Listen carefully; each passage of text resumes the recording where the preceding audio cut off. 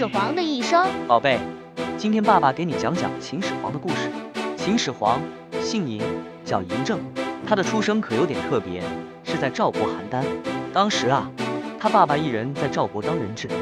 爸爸，啥是人质呀？人质呢，就是两个国家为了让彼此信任，或者一方为了安抚另一方，就把自己国家有地位的人送到对方国家。一人就这么被送到赵国了。好在后来有个很厉害的大商人吕不韦帮忙，一人回到秦国，还当上了秦王。一人成了秦王后，嬴政就回到秦国，开始学习各种治理国家的知识。那嬴政小时候学习一定很刻苦吧？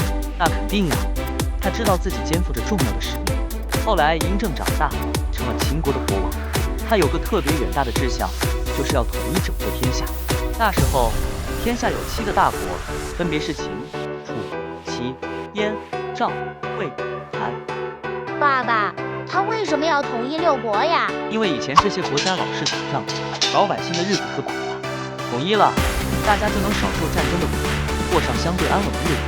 而且统一后，国家能更好的发展，像修建道路、统一文字和度量衡，对大家都有好处。嬴政带着秦国的军队，经过好多年的战斗，这一个其他6个国家都不败。在公元前220年，他终于统一了天下，还成了中国历史上第一个皇帝。这可太了不起了！统一6国得费多大劲啊！是啊，统一6国后，秦始皇做了很多重要的事，比如说统一文字和度量衡，这可太关键了。他规定全国都用同一种文字，就是写字。宝贝，你想想，如果每个地方的人写的字都不一样，那大家交流起来多麻烦。对呀，那肯定看不懂别人写的啥。没错，统一了文字，不管是读书、写信还是传达命令，都方便太多了。还有度量衡，就是咱们现在说的长度、重量、容量这些标准。以前各个国家的度量衡不一样，买卖东西特别不方便。秦始皇统一了度量衡，全国都按一样的标准，做生意就轻松多了。那以前的字和现在的字很不一样吗？差别可大了。以前的字写法复杂，和咱们现在用的汉字大不相同。统一文字让汉字慢慢变得更简单、更好认，一直影响到现在。秦始皇还让人修建长城，长城可长了，它是为了保护咱们国家不被北方的敌人侵犯。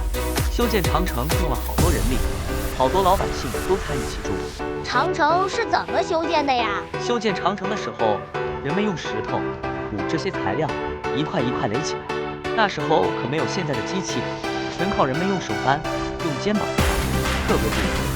长城就像一条巨龙守护着咱们国家，是古代劳动人民智慧和汗水的产物。可是秦始皇到了晚年，想找到长生不老饭，这样就能容易化。他派人到处找长生不老药，可惜都没成功。在公元前210年，秦始皇在走的路上生病去世了，他的这个梦想就没实现。为什么找不到长生不老药呢？因为生老病死是自然规律，到现在也没办法让人永远活着。不过秦始皇虽然没找到长生不老药，大家都挺合适，对咱们国家的发展影响特别大，咱们到现在都记得。宝贝，秦始皇的一生有很多值得咱们学习的地方。他有远大志向，为了统一6国的目标一直努力奋斗。他统一文字、度量衡，修建长城，让国家变得更大、更快、更好。咱们在学习和生活中，也要像他一样，努力实现自己的目标。是啊，宝贝，以后遇到困难可不能轻易放弃，要像秦始皇一样有毅力。我知道啦，我也要有远大的志向，努力实现它。